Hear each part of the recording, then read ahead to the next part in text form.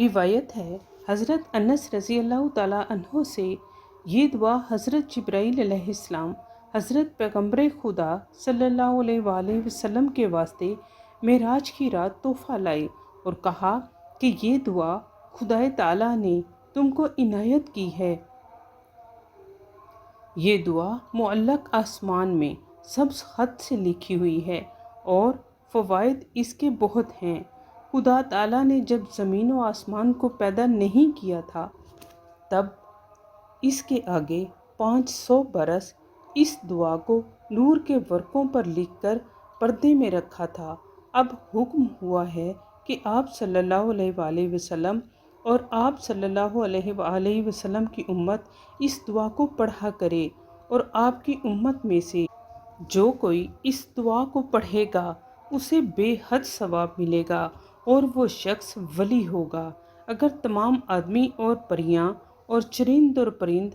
سب مل کر بھی فضیلت اس دعا کی بیان کریں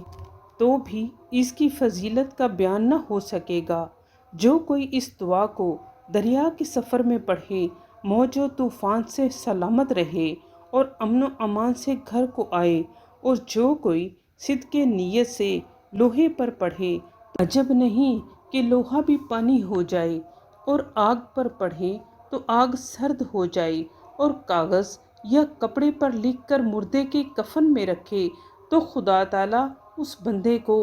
تا روز قیامت عذاب نہ کرے گا، اور قبر اس کی کشادہ ہوگی اور نور سے روشن ہوگی، اور جنت کی کھڑکی اس بندے کے واسطے کھولی جائے گی۔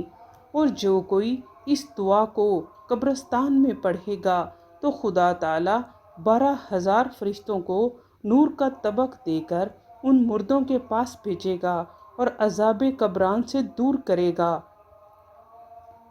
اور قیامت کے دن اس شخص کو حشر کے میدان میں سواری ملے گی اور پینے کے واسطے شراب طہور ملے گا، اور اس شخص کو دیکھ کر اہل ارصاد کہیں گے یا الہی یہ بندہ کوئی پیغمبر ہے یا ولی؟ فرشتے جواب دیں گے کہ یہ بندہ امت میں سے ہے حضرت محمد صلی اللہ علیہ وآلہ وسلم کی، اور اتنی عزت اس کی اس سبب سے ہے کہ یہ بندہ دنیا میں دعائے قدح پڑھتا تھا، اور جو کوئی اس دعا کو مشک اور زعفران سے طبق میں لکھ کر گلاب سے دھوئے اور پانی کو شیشے میں حفاظت سے رکھے تو وہ پانی ہر بیماری کے لیے کام آئے، اگرچہ تمام طبیب اس مرض کے علاج سے عاجز ہو جائیں، خدائے تعالیٰ اس کو شفا بخشے گا۔ اور جس کی اولاد نہ ہوتی ہو تو صدق نیت سے اس دعا کو 11 مرتبہ پڑھے تو خدا تعالیٰ اسے اولاد بخشے گا۔ اگر کسی شہر یا گھر میں یا کسی زمین پر کچھ آفت نازل ہو تو اس دعا کو پاک مٹی پر پڑھ کر اس شہر یا گھر یا زمین کے چاروں کونوں میں ڈال دے۔ اس دعا کی برکت سے سب آفت اور بلا اس سے دور کر دے گا، اور جو بندہ مومن اس دعا کو صدق نیت سے ایک وقت پڑھے تو بلا حساب بہشت میں جائے، اور اس دعا کے پڑھنے والے کو خدا تعالیٰ دوست رکھتا ہے اور اس پر ہمیشہ نظر رحمت کی کرتا ہے۔